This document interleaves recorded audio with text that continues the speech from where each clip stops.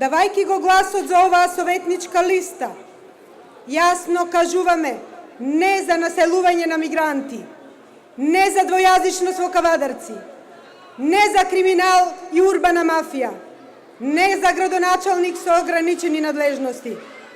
Давајќи го гласот за оваа советничка листа на проверени и докажани ваши сограѓани, давате глас за ново урбано Кавадарци, за нови вработување и економски просперитет, за поддршка и развој на земјоделието, за еколошки чисто и здраво Кавадарци. Сакам да ги повикам сите граѓани на општина Кавадарци, без разлика на нивната партиска, национална или етничка припадност, да ни се придружат во идејата за подобро Кавадарци, да ни се придружат, заедно да направиме повеќе, заедно да дојдеме до нова изборна победа во центарот на Македонија, нова изборна победа во Кавадарци, нова победа за граѓаните на Кавадарци.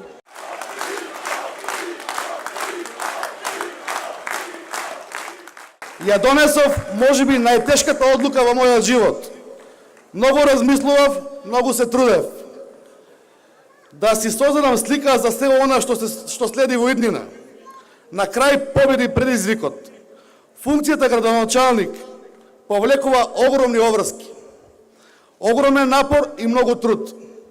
Познавајќи се себе си, целата енергија што ја имам и големата желба за нови предизвици, верувам дека одговорно и домачински ќе ги извршувам моите должности во функцијата на вас граѓаните. Со донесувањето на оваа одлука денес да говорам од ова место пред вас, донесов уште една одлука. Ова кампања да ја водиме крајно позитивна, со сите сили, да ја водиме мотивирана, да ја водиме со добра волја и добра мисла. Ви треба лидер, човек на кого ќе му се обратите. Општината која ќе ги отвори вратите и ќе ме пречека секогаш кога ќе имате таква потреба. Програмата не се прави ради реда. Програмата е изборна програма и треба да биде реална. Со решение кои се издржани. Ви ги нудам, вас, драги мои сограѓани, тоа што навистина ви треба. Додека ја подготвувавме програмата, сегаш ја замислував иднината на моите 3 деца. Замислите дека ќе создадам услови не само како татко, туку и како градоначалник. Кавадарци ќе има за прв пат иновативен и нов проект. Проектот го ставивме под името Мој општинар. Доста беше вече времето позади во општинската зграда да доаѓаат граѓаните и да им кажуваат дојдете покасно, дојдете утре, дојдете задутре. Општинарите ќе доаѓаат кај вас.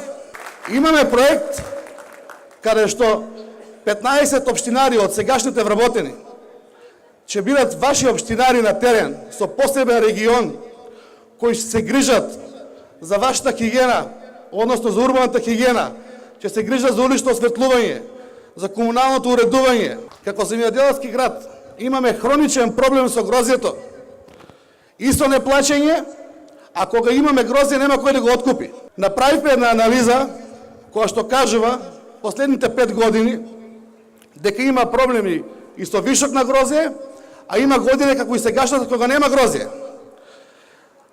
Нашата идеја е да изградиме дистилерија од 40 до 50 милиона килограма грозје да може да откупи во секој момент.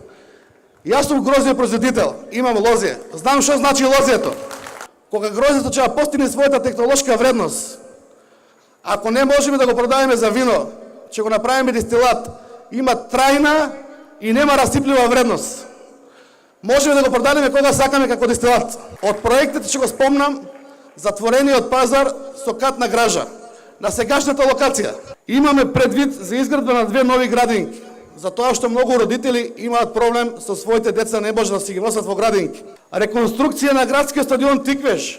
Со тоа ќе овозможиме да имаме подобар фудбал и да живеат Тиквеш. Да живеат и лозарите како навивачка група.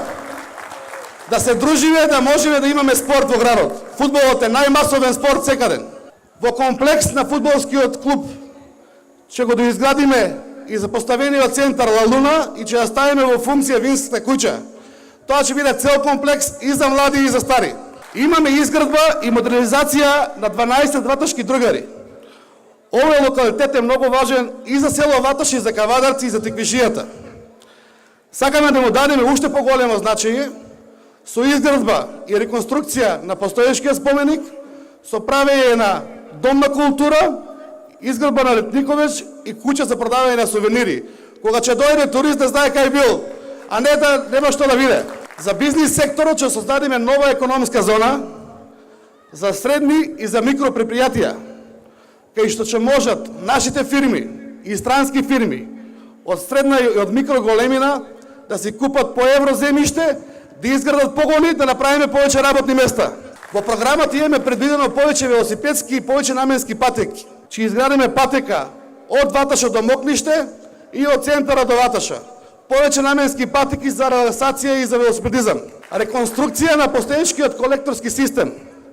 Исто и доградба на системот се до село Сопот.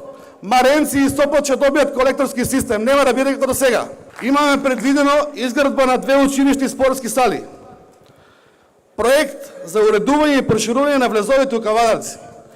Кавадарци, со помош на државата и фондот за патишта, ќе добие современи влезови.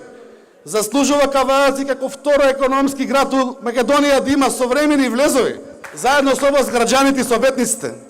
Каде треба да одадеме, ќе додадеме. Каде треба да одземеме, ќе одземеме. Програмата е правена врз основа на економска пресметка со реален буџет на општина Кавадарци. Не се плашам да работам. Работата е мој предизвик. Се плашам кога немам обврски и кога сум непродуктивен. Сакам да бидам директен учесник во создавањето на убаво Кавадарци. На 15 октомври треба заедно, со сета сила, да ги отвориме вратите на општина за сите граѓани. Заедно да влеземе во нова ера, на 15 октомври. Излезете и дајте го гласот. Дајте го гласот за број 13. За Митко Јанчев, за советничката листа. Секогаш работа, секогаш Македонија за убаво Кавадарци. Кавадарци на прво место.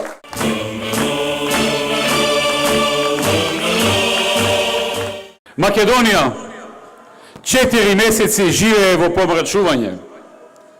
4 месеци помрачување над земјата. Имаме нова власт која на секој чекор пременува незаконско работење и насилничко работење. Тоа одење против волјата на народот се гледа во многу елементи. Например, земете го договорот со Бугарија. Ние сакавме да има договор со Бугарија, се трудевме, преговаравме и во најголем дел го бевме договориле, освен во неколку значени делови. Во делот на јазикот, во делот на историјата и во делот кој што е значаен за македонското малцинство во Бугарија. Што направија? Без никакви преговори. Отидоа и прифатија се. Прифатија тоа што ние не го прифаќавме за јазикот, баравме да стои македонски јазик. Прифатија редефинирање на историјата.